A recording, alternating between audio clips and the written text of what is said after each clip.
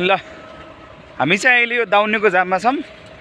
बिहान 3 बजेदेखि यो जाममा परेको, अब अहिलेसम्म गाडी जाममै छ, खुलेको छैन। हामी चाहिँ अहिले हिँड्दै साथीहरू केटाहरू हुनुहुन्छ, केटाहरू छन् साथीहरू चाहिँ हामी हिँडेर हामी कति 5-6 किलोमिटर हिँड्यौँ होला है। 5-6 किलोमिटर हिँडिसक्यौँ, अझै पनि छ। 5 किलोमिटर त हिँड्यौँ कि दाइ?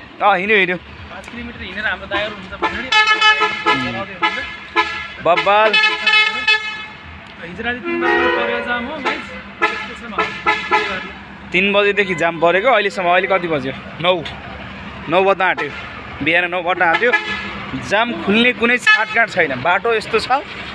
अब म देखाउँछु पछि, अर्को पनि छ भिडियो।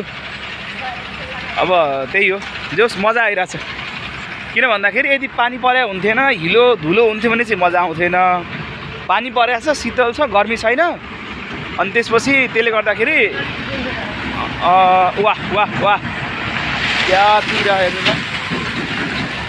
वाह वाह वाह वाह वाह।